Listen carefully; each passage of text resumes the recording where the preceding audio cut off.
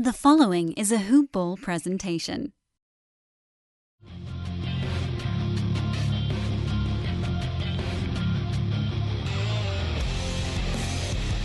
Welcome to the Fantasy NBA Today podcast. I always feel like I want to start Tuesday's show by clapping. I just haven't decided if I'm actually going to leave that in on the actual podcast or not. People are going to be wondering what the hell's going on. I love Tuesdays. It's Gambling Tuesday. Dan Besbris, Neil Rochlani. Good morning, my good friend. We're actually recording in the morning this time. Yeah, we are. Same day recording. How about that? I know, it's Real weird. time. It's weird. Yep. Everybody that knows it's because I'd love to record the night before, but my lovely wife is out of town for 6 days, so I've got the kid when I'd normally be recording in the evenings, and then once he goes to sleep, I wouldn't dare risk screaming into a microphone and wake the kid up. Can you even imagine? I would lose my mind. So, at Ball with Neil, follow him on Twitter, Gambling Expert, Ball with Neil. I am at Dan Besbris. This is Fantasy NBA Today, Hawaiian Isles Kona Coffee presentation, and of course, a Hoop Ball podcast. Hawaiian Isles Kona Coffee. Sweet, delicious Kona coffee. God, I love the smell. I just wish that my body could actually digest it. HawaiianIsles.com is the website. At HI Kona Coffee is the Twitter handle. You can also search for them at Hawaiian Isles on Amazon. What does Adrian always say? I always forget, Neil. Does he say he tastes the Kona difference? I don't think... Yes, it has nothing... I don't know if it has anything to do with their actual marketing or tagline. He's just having fun. Adrian has come up with one that just... I think he just rolled off his tongue one time and he just stuck with it for the entire season. So. Well, you should. You should taste the Hawaiian Isles Kona difference. Go to HawaiianIsles.com. Honestly, start there. Even if you end up getting it at Amazon, even if you end up needing to ask them something on Twitter, you can start on their website. You can pretty much get all of your questions answered at HawaiianIsles.com. They've got that navigation bar. You can check out all the different flavors. They've got the single bags. They've got the K-Cups. They've got the Kona roasts. They've got the non-flavored Kona roast. They've got the by size, by grind, by dark, by light, by decaf. You can do decaf if you want. You've got the coffee roasters. They got the whole thing. It's significant. There's a lot of options. You might lose yourself just searching through bags of coffee, and that's okay. Spend some time doing that instead of on Facebook. You'll be happy you did. You won't end up in an argument with your goofy great uncle because neither one of you is going to change the other one's mind. Anyway, you guys could probably agree on a delicious cup of coffee. HawaiianHouse.com. Taste the Kona difference. I don't know. Adrian, shout out to Adrian Benjamins. He'll be hosting, of course, the Friday show this week. So, Neil, it's Gambling Tuesdays, which means we forego our usual foray into fantasy NBA because, damn it, it's the offseason. We can do whatever the hell we want at this point, and we talk about betting. How's it going for you? How's the last week treating you on the betting side? The last week's been okay. I've been impressed with what Brewski's been doing. But anyway, I'll get to my own. No, it's all right. We can talk about degenerate Brew. He's lost his mind. No, he's fantastic. He is running with it, and I think he's crushing it. I think he's like 60% for the pro season, if I'm correct. Anyway, on my side, I've been doing okay. I got one win. I got that overtime over win with the 4 overtime win with the Denver. Yeah, Portland I'm sure game. you were sweating that one. Yes. It should not have happened. So that was really lucky. But I did also take before we got on there, I was telling you I just hedged off Houston, which I bought at plus 326 after they went down 0-1. Yeah, we talked. That was when we spoke last week, actually. That was an 0-1 series at the time of our last podcast. I don't remember if it was because the game hadn't ended yet or if it was actually 0-1 that morning. But I remember you and I spoke on, and so let's just start with Golden State Houston, actually, as long as we're talking about it already. We're going to go through all 4 series, break things down. We'll talk about what we tried to guess on last week as you kind of game the series out.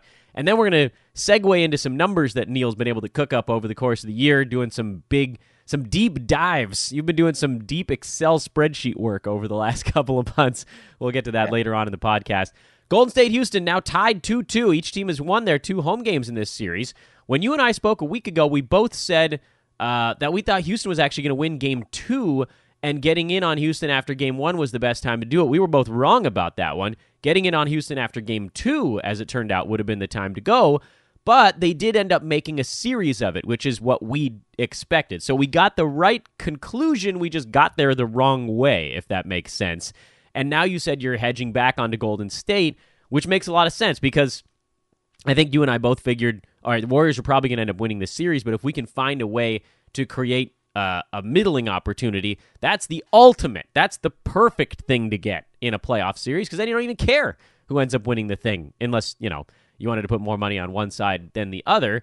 Had we waited and took Houston after Game 2, this obviously would have been a lot simpler.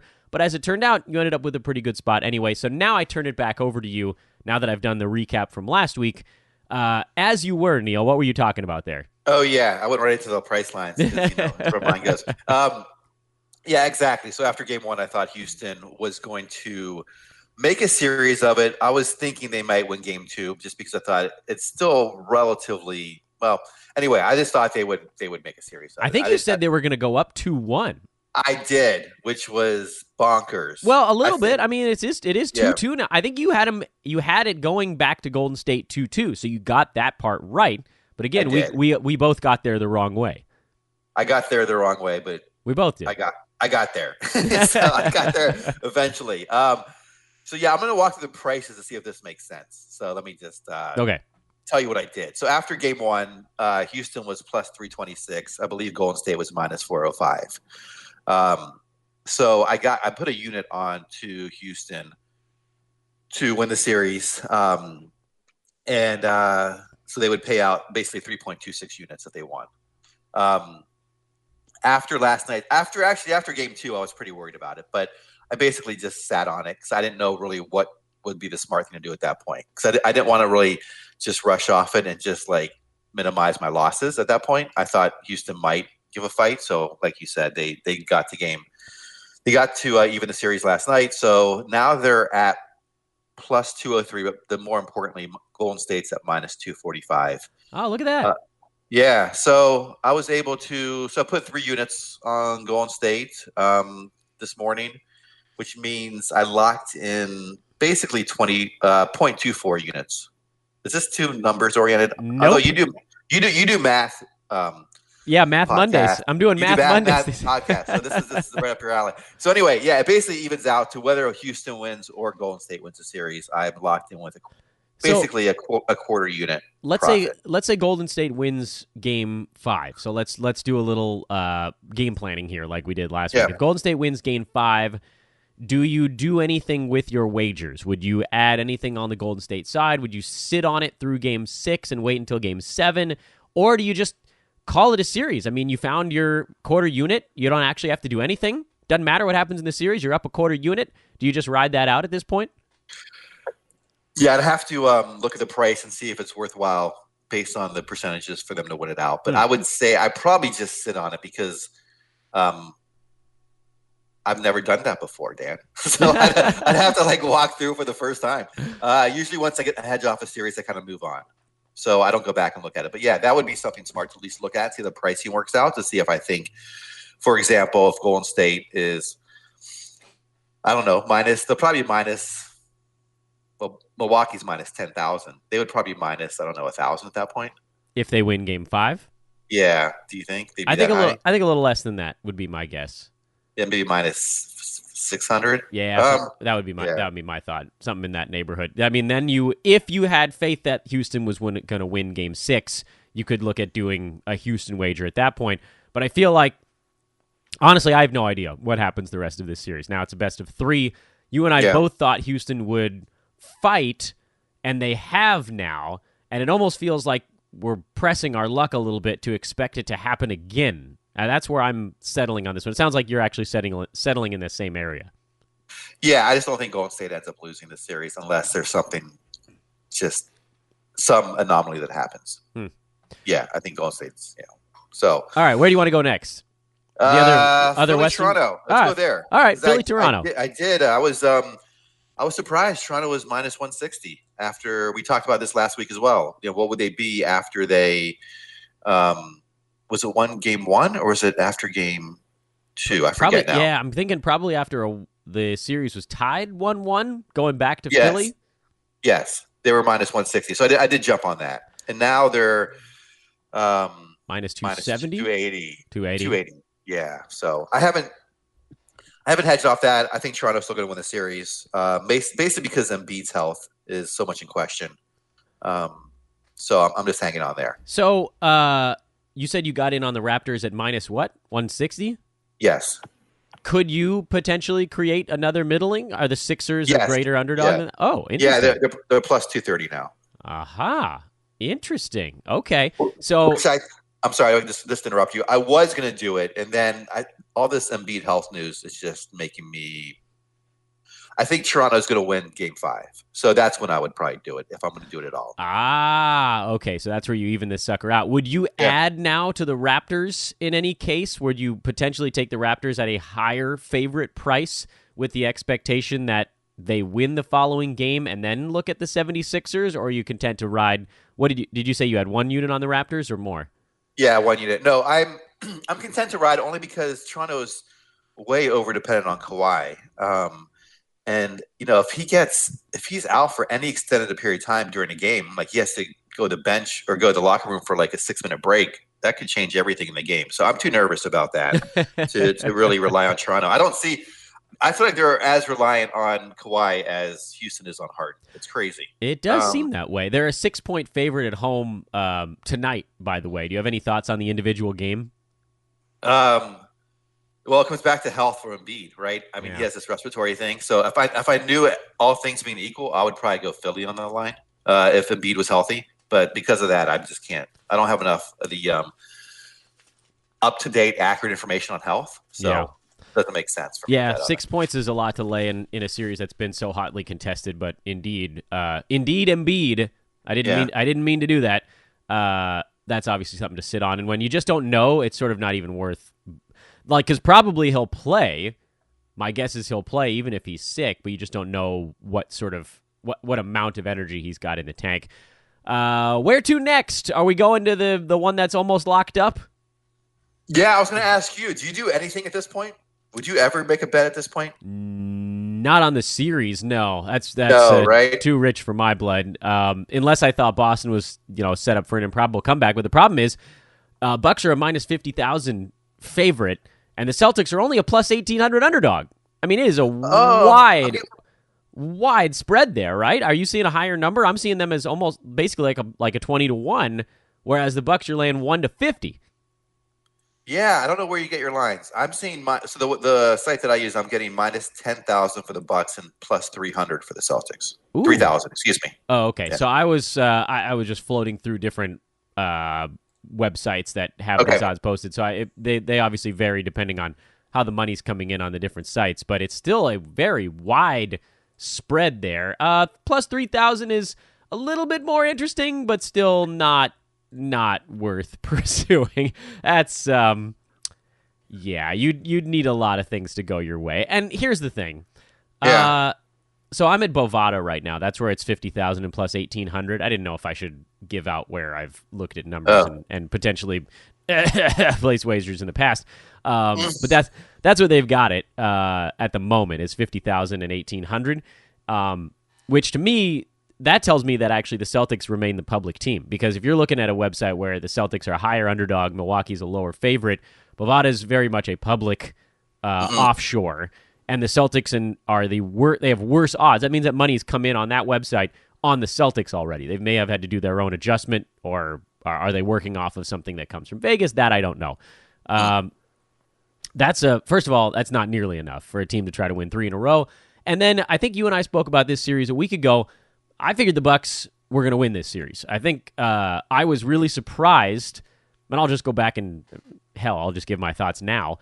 I was floored when the Celtics clobbered them in Game 1. Because coming to this series, I actually thought Milwaukee was underrated, despite being really, really good. I thought people underrated how good they were defensively, and I thought people underrated the fact that Giannis is actually very good without having to do all the passing and three-pointers, and Chris Middleton is actually a very good ISO basketball player, which you see more of in the playoffs, and they didn't need a ton of Middleton in yesterday's win at Boston.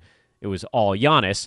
But little things like that actually make a difference in the postseason. They're just really, really good, and I don't know. It's the darndest thing. It was like everybody wanted Boston to be better than they are, and everybody wanted Milwaukee to be a paper tiger. But I always got the feeling that Milwaukee was better than people expected, and now they're showing it. So when Boston won that first game, I sort of had to recalibrate. I thought, maybe I missed this one. Maybe maybe I flubbed it. Maybe Milwaukee really does have some issues that Boston is exploiting. But I feel vindicated from my original thoughts, but I also feel guilty that I let one game completely change the way I thought that this series might go. So another situation where there's a little bit of a mea culpa. I backed off on my Milwaukee love after they lost game one after hammering them as, hey, I really want Milwaukee to lose a game to Detroit so they're less of a favorite in this series because I think they're so good and people don't realize it. And like this is going to be a cakewalk to, I may have whiffed on that one to, okay, no, I guess I was right again.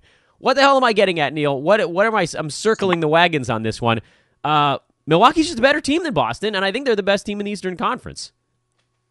Yeah, that's what I thought before the series started as well. I was talking to Coach before the series started. We both thought Milwaukee was going to win this pretty easily, like in 5 games. We were both thinking, so which may turn out to be the case. But after, I had the same thoughts as you. I mean, I thought Milwaukee was going to win, and then after Boston went in there and won by I think 22 points. Yeah, I really started second guessing everything too on that series, thinking maybe Boston had a game plan that I did not foresee, and perhaps had Milwaukee figured out a bit. So yeah, I had the same thoughts too. In terms of this though, I'm looking at Boston at plus 3,000, and I'm trying to think if they were to win game 5, how much the line would shift. Like, would it be worth it just from a mathematical perspective? I have no idea. I don't think so. I think that this series is going to stay pretty heavy on the Milwaukee side because we've now seen Milwaukee beat Boston twice in Boston. I'm not even, it's gotten too pricey, basically. It's just gotten out of control. And I also think Milwaukee's probably wrapping this thing up in game 5. They have, and who knows, maybe Kyrie goes nuts, but Milwaukee's done such a good job of eliminating any easy looks. There's really only like one guy on Boston that gets open shots, and that's Al Horford. And everybody else on the team is just getting smothered because they're being guarded by someone who can come out to the perimeter. And Milwaukee has outstanding rim protection. The only guy that can get a clean look is Horford because he can pull Brook Lopez away from the rim a little bit, and he doesn't want to go out that far. But otherwise, they shot 38% on their home court in yesterday's game. That's pretty awful, right? I mean, you're supposed to shoot a little better at home. You're supposed to win these home games. You're supposed to be more competitive. Milwaukee didn't even make their free throws in that game yesterday. This could have been an even bigger blowout. What did they go? They went 16 out of 25 or something like that. 17 out of 25. Giannis is getting to the free throw line. He's just attacking. He doesn't care how many people are between him and the bucket. They're awesome. I think that there's a very real chance that they steamroll whoever they meet in the Eastern Conference Finals too. I don't think that this is them picking on a bad team. I think they're actually just a cut above the other teams in the Eastern Conference, and I'm not messing with it. I'm not getting in front of the freight train, even if the number gets pretty big. That's just from an individual game standpoint. Then you start to get a little bit more intrigued. Milwaukee's favored by 9, so this one really comes down to, Neil, do we think Boston can put up a fight in game 5? Do you think they can put up a fight? Well, they're so dependent on making their shots, their mid-range shots and their three-point shots. So, and clearly they haven't been able to get great looks, like you said. So they have been falling. And then it comes down to their motivation. This team obviously is not known for their chemistry. So you know what I mean?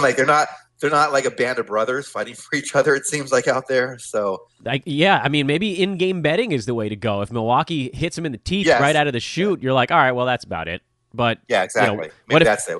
If Boston gets off to a good start, I think they still lose, but they probably cover. If they get smoked early, you could see Kyrie go, all right, time to sign with the Knicks and just, call it a day.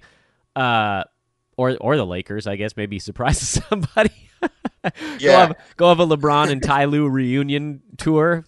They're all coming in. God. You would love that. I was going to say this. I think the way it's going to play out, or here's how I expect it to play out. I believe Boston will come out fighting hard in the first quarter, and it might keep it close. I think if Milwaukee does start to get the lead in the second quarter, where it's like a pretty much like a 10-ish point lead, I think at that point I would think Boston would give up. Yeah, there's a very real chance of that. And that, I think, is... Oh, wait, Portland-Denver. I almost forgot one. That's an interesting one, too. Portland Denver is amazing.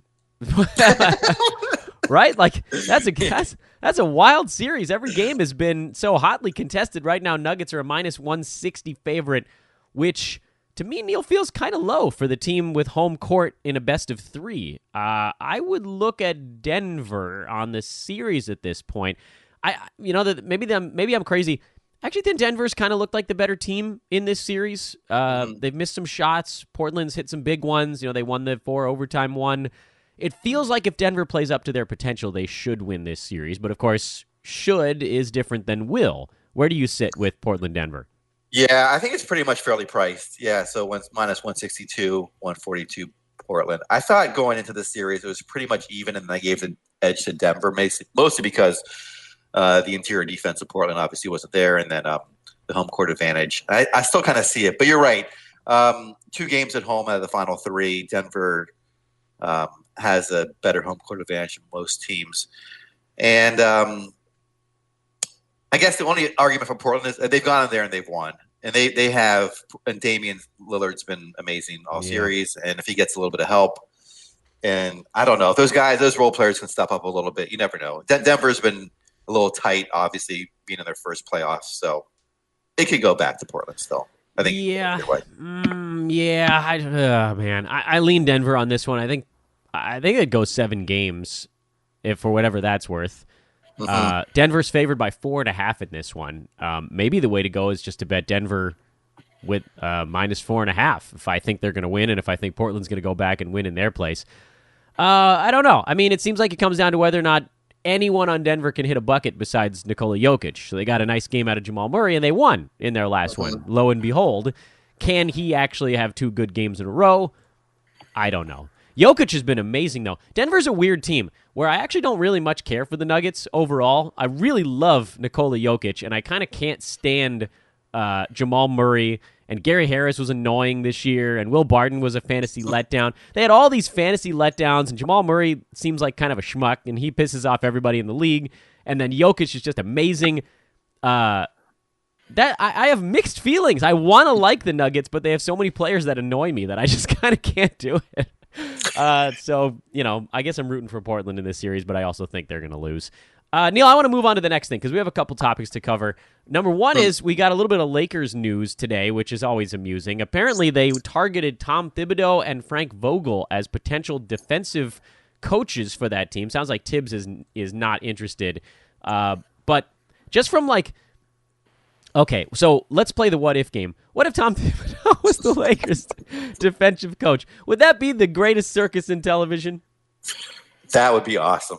I mean, all of the reports coming out of LeBron's camp and everyone else's camp would be fantastic. He would just, and then him screaming at LeBron during a game on a defensive possession. Oh, my God. That's the dream. That's the dream. Although I do like the fact that they are targeting coaches who have a strong track record in defensive coaching. So that's, I guess, good news if you're thinking about whether or not you like the Lakers. Gambling stuff. I want to continue with that. I promised on yesterday's podcast that we would get into some of the angles from this year, Neil, and you ran a bunch of stuff, and I want to ask you about a few of them.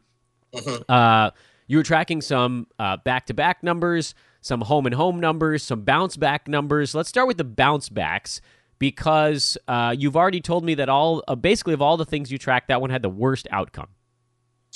Yeah, so we looked back. The bounce-back is when a team loses by 30 points. Straight up. A 30-point straight up. Okay. 30 points or more straight up. Basically getting crushed, like anomaly losses. Are they going to come back and will the effort be there in the next game? Typically, teams do play harder in the next game after they have a really bad loss, but are they playing hard enough to cover the spread, or how much is the spread baked into that? Right. So we went back and looked. I went back from the 2014 season up through, I guess, mid-season of this year. Damn, dude. So, 4.5 years of data. That's pretty good. Yeah, I got a couple hundred games, it looks like. And so, yes, it was not a good result, but it was pretty much a strong result. The teams do not actually overperform. Yeah, after a 30-point loss, yes. What was the final total? Minus 6.4 units, but 169 points against the spread. And how many? What was the total number of opportunities, 179 games, so about a point a game under. Wow, 180 games, and it was only down. It was down 6 units. That's all. You could almost call that a coin flip, basically. So basically, Okay. So I think what we've determined there is, and I don't know if we can say definitively, but fairly definitively, is that it is baked into the line. Yes, the line is right. Yeah, there's nothing there you can gain from. I guess that's the point. Yeah, can't really lose, can't really gain. I mean, yes, it's down 6.4, but that's almost like the betting equivalent of basically zero over 180 games. That's like nothing. That's basically the VIG, right? Effectively. Yeah, you're right. It is. And then the 1 point difference over the exactly 1 point a game. So That's it's wild. pretty much a coin flip. Yeah. Oh, all right, okay, so that's a coin flip. Now let's talk about the other stuff.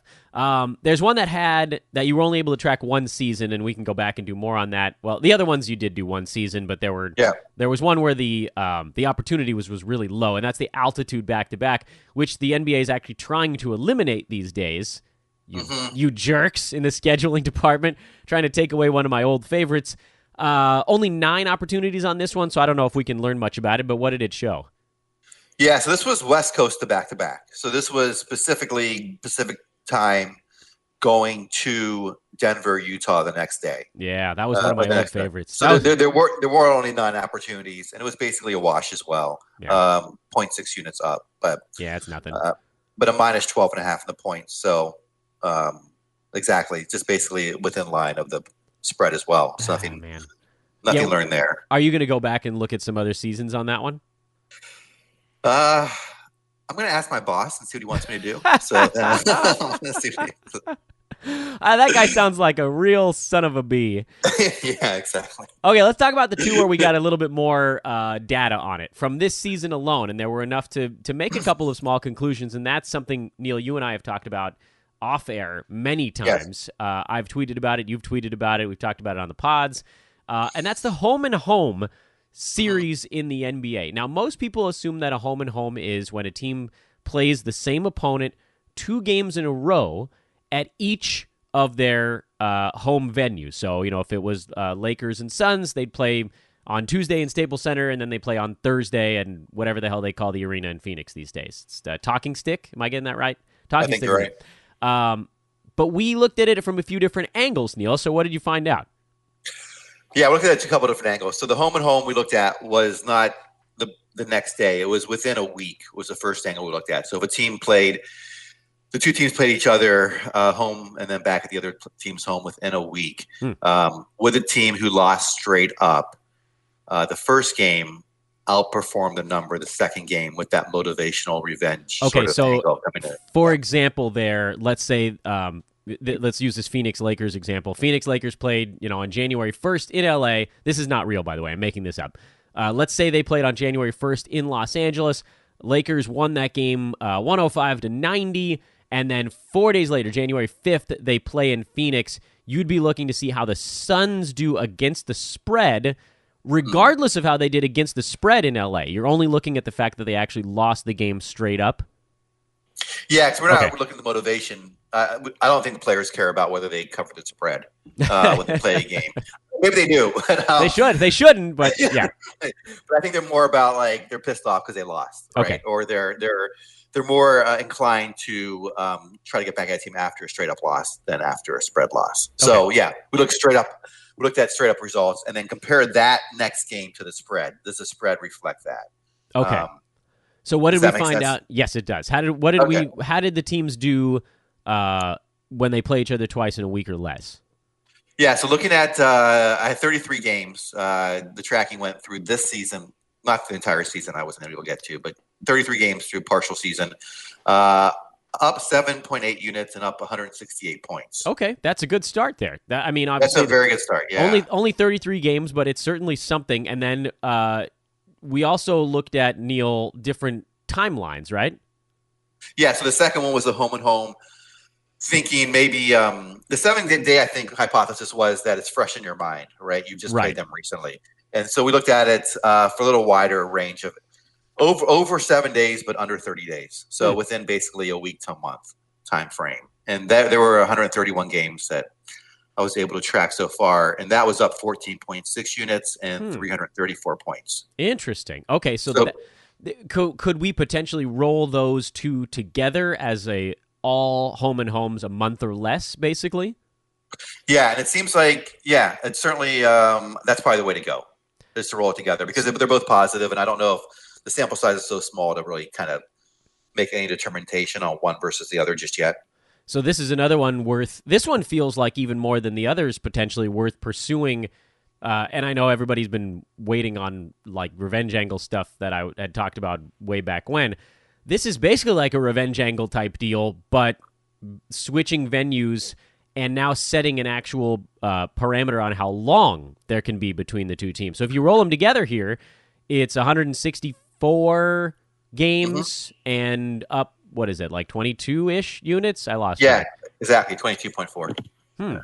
Okay, 164 games, 22.4. I mean, that's a big jump right there. I can't do the math in my head of what that comes out to, but it feels like that's about 95 and 65 or something like that. Some in that territory. 95. Yeah, probably. Thereabouts. Yeah. I'm fudging the numbers a little bit because I can't.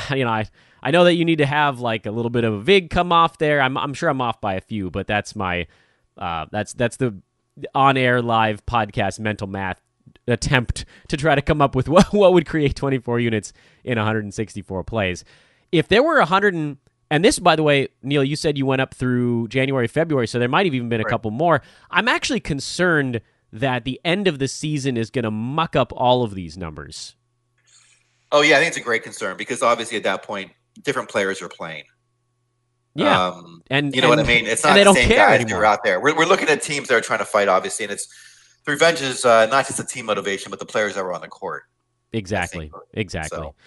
What we're trying to do here, Neil, and Neil is doing all of the legwork on this right now, is trying to quantify a qualitative stat. It's a really weird goal, and it's not one I think that many people have tried to do before, because most times people are trying to quantify, shot selection and defensive and metrics and all this stuff, and we're actually trying to take a real life feeling, an emotion, and find out how many points it's worth. To me, it's really cool because it kind of blends old and new school understanding of sports in a way that if we can figure out something that's not cooked into the line, then you've got yourself an actual betting angle. That's not just some made up garbage like, Toronto is 5-1 against the spread their last 6 ball games. Who gives a crap? That doesn't mean anything. That's a useless trend because that just means that the line is about to catch up and you're about to miss all of your value there.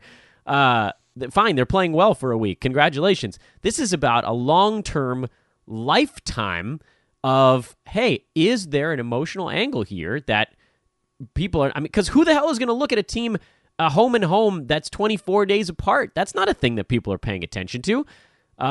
So, Neil, I think you've got a nice summer's worth of work cut out for you, don't you?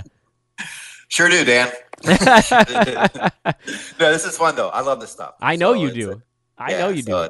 Work may not be the right word, but I do have a summer of things to do. Especially if we find something real. Exactly. And then we're all quitting. We're moving to Hawaii. Everybody can go bleep themselves because we're going to go retire on a home and home angles if it all works out. What I'd really love to know, and Neil, I'm sure you would as well, is after talking about this, understanding, is there a time of year where this stuff makes more sense too? I've always assumed that these types of angles are the best during kind of the dog days when the only thing that the teams and players have to think about is their next basketball game. But like the beginning of the year, everything is weird. The end of the year is tank season and rest season and whatever else. And people are just like, I don't give a crap if I play the same team twice. They're gonna beat us in twice because we're trying to lose here. But maybe there's something there too. Like maybe I'm wrong. Maybe the end of the season is the same or better. Maybe you see these young guys say, you know what, I don't want to get embarrassed by these veterans twice. I got my one chance here. I got to go show that I got a little moxie. So, Neil, I'm really excited to hear more about some of this stuff as time allows you. Wonderful work, my good man. Oh, thank you. Thanks for heading me this direction. I'd also like to check, and if this is not too complicated, who's resting on those second games versus who played the first game. But yeah. That can get complicated. Yeah. That you're going to have to do a lot of notating, I think, on that. Yeah, exactly. Like, so trying to figure out, is there an easy way to kind of quantify that or to tabulate that? Certainly being able to, I see what you're getting at there, because being able to avoid any potential pitfalls in this, like if there's a game where you're just thinking, okay, well, like every single time so-and-so, if a team has a player rest, they win every single time. They cover because the line is, extra inflated. Then obviously you want to get on those. Or maybe you find out the opposite. Maybe there's a type of player that rests where it ends up leading to losses every time. And if you can pull out those handful of games where the percentage is more like, I can't do the fuzzy math in my head right now, but if you're looking at like a 60% win clip, and you can pull out the handful of games that was more like a 45 to 50% win clip, well, your overall number goes up from 60 to whatever it is, 62, 63, something like that, and that becomes better long term. So I see what you're getting at there. That seems hard. If you can figure that out, I will tip my cap to you. Oh, thank you. Yeah, I appreciate that. Do it anyway. The gesture, yes. I'm gonna get a cap, and then I'm gonna tip. then I'm gonna tip it to you anyway, regardless.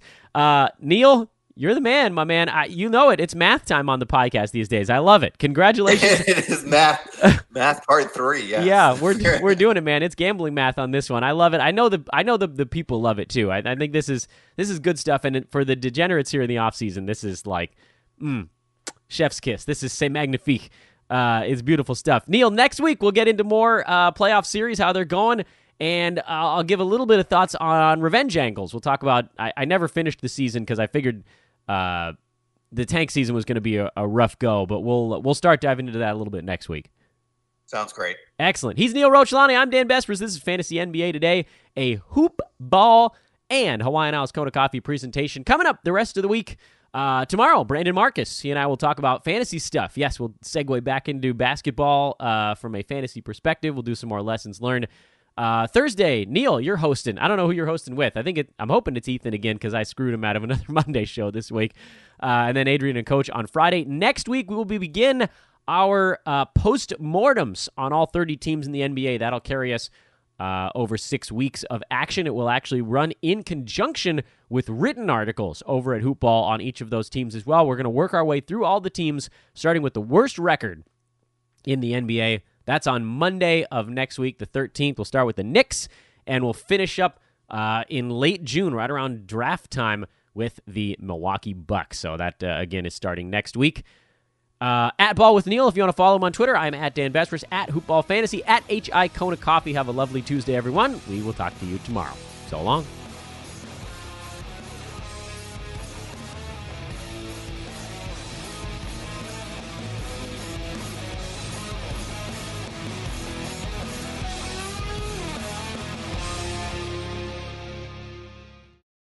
This has been a Hoop Ball presentation.